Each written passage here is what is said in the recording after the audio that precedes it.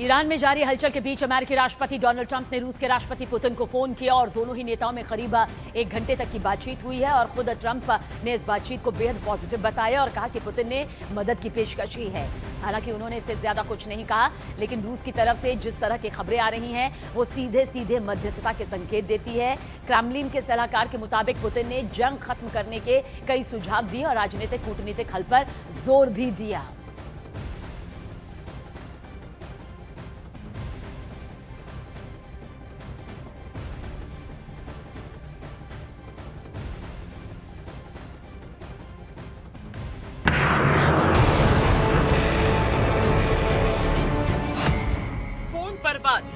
Trump Putin आएंगे साथ।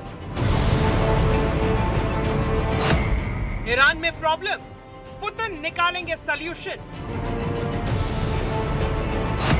Ukraine का ट्रबल मेकर बनेगा ईरान का पीस मेकर।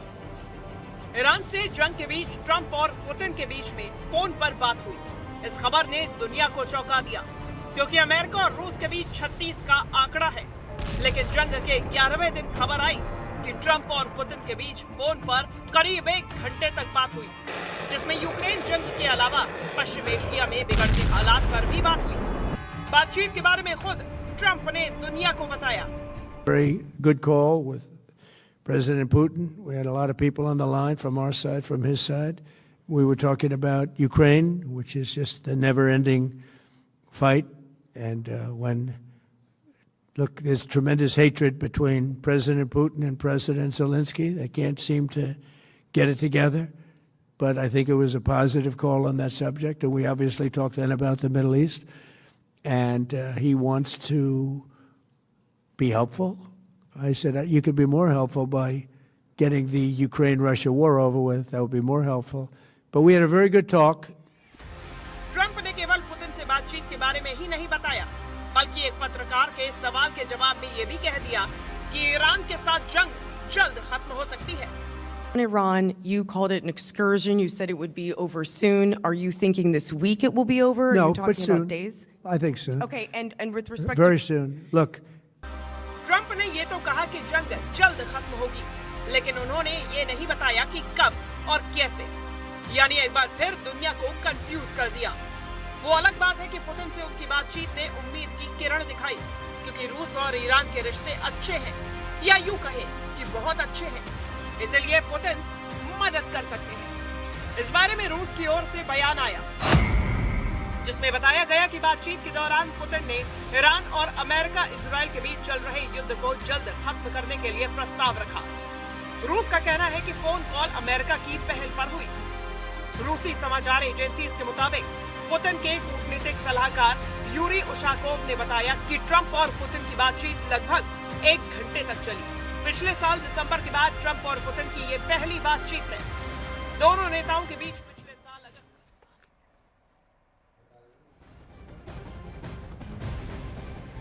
और देखिए, ईरान से होर्मुज स्ट्रेट पर बड़ा बयान सामने आया। ईरानी सुरक्षा परिषद के सचिव अली लारिजानी ने कहा, होर्मुज कि ये समुद्री राह तो सबके लिए शांति और समृद्धि का रास्ता बनेगी या फिर जंग के समर्थकों के लिए नाकामी और तकलीफ का रास्ता साबित होगी। ये बड़ा बयान देखिए अली लारिजानी की तरफ से सामने आया है। स्ट्रेट ऑफ होर्मुज को लेकर शांति और समृद्धि का रास्ता हो सकती है या फिर तकलीफ का रास्ता भी ये बन सकती है।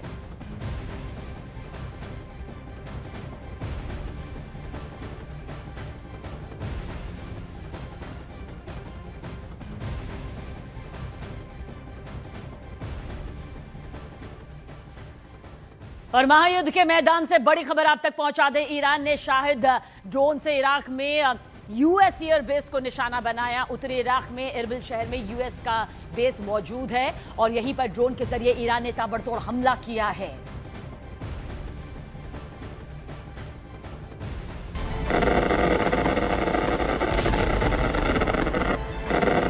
रात के अंधेरे में आसमान में हाहाकार ने इराक के इरबिल में लोगों को डरा दिया।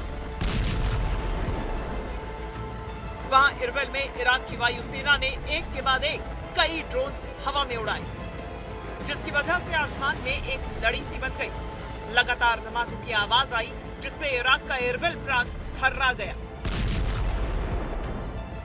ईरान की सेना ने इरबिल के इंटरनेशनल एयरपोर्ट के पास भी हमला किया, जिसका इराक की वायु सेना ने जवाब दिया। हवा में ही जंग शुरू हो गई। वहां रात भर लोगों की नींद उड़ी रही, क्योंकि आसमान में बम फूट रहे थे, धमाके हो रहे थे, मिसाइल से मिसाइल और ड्रोन से ड्रोन टकरा रहे थे, जिसे दूर से देखकर लगा कि आतिशबाजी हो रही है, लेकिन असल में ये पश्चिम एशिया में फैलती जंग की आग थी। इरबिल इराक के कुर्दिस्तान प्रांत की राजधानी है। इस इलाके को कुर्द समुदाय का सांस्कृतिक और राजनीतिक केंद्र कहा जाता है, क्योंकि यहाँ 93% आबादी कुर्द समुदाय की है। यानी ईरान ने अमेरिकी सैन्य ठिकानों को तबाह करने के नाम पर इरबिल पर हमला तो कर दिया, लेकिन ये हमला उसके लिए वॉर का एक नया फ्रंट खोल सकता है, क्योंकि इरबिल पर हमले का सीधा मतलब हुआ कुर्द समुदाय के लोगों से लड़ना। और मौजूदा हालात में ईरान को ये दुश्मनी भारी पड़ सकती है, क्योंकि पहले ही खबर आ चुकी है कि ट्रंप ईरान के खिलाफ युद्ध में कुर्द समुदाय को अपना ट्रंप कार्ड बनाने के मूड में है।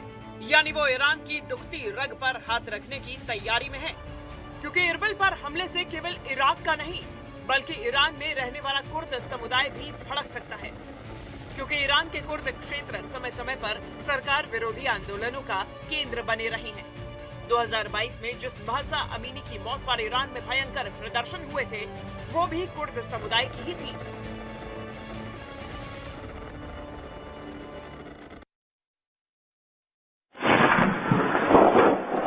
तो आप देखिए, जंग का आज 12वां दिन है और महायुद्ध कितने खतरनाक मोड़ पर यहाँ पहुँच चुका है। ये वो मोड़ है जहाँ पर चाहे इजराइल हो या फिर ईरान हो, धरती थर्रा रही है। साथ ही वो इलाके भी जहाँ पर यूएस बेस मौजूद है, क्योंकि ईरान का मकसद ही यही है कि वो यूएस बेस को निशाना बनाए, उसे पूरी तरह से तबाह कर दे और अमेरिका को सबसे बड़ी चोट इस महायुद्ध के जरिए वो दे सके। और यही वजह है कि ये युद्ध और ज्यादा खतरनाक इन 12 दिनों में पहुंच चुका है। आज 12वां दिन महायुद्ध का और हर वो तस्वीर यहाँ पर भयानक सामने आ रही है जो जमीन पर तबाही और आसमान में देखिए महायुद्ध की सबसे बड़ी चिंगारी भड़का रही है।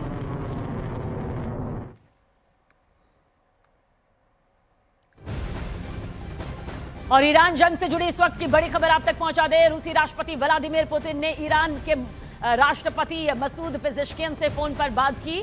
दोनों नेताओं की बातचीत के बाद क्रेमलिन का बयान सामने आया, जिसमें दावा किया गया कि इस बातचीत के दौरान पुतिन ने ईरान में जारी हालात पर चिंता जताई और जल्द से जल्द तनाव घटाने की अपील यहां पर की गई है। तो पुतिन का कूटनीतिक तरीके से टकराव सुलझाने पर जोर यहां पर सामने आया है। एक दिन पहले डोनाल्ड ट्रंप ने पुतिन से फोन पर बातचीत की थी, तब भी कुछ संकेत जरूर मिल रहे थे। और अब ईरानी राष्ट्रपति मसूद पेजेश्कियन के साथ में रूसी राष्ट्रपति व्लादिमीर पुतिन की बातचीत यहां पर सामने आई है। पुतिन ने टकराव जल्द खत्म करने के लिए यहां पर कहा है, बीच का रास्ता ढूंढने के लिए कहा है और टकराव जो इस वक्त बड़े स्तर पर पहुंच गया उसे सुलझाने के भी को लेकर बताया जा रहा है। ये बातचीत यहां पर बेहद खास मानी जा रही है।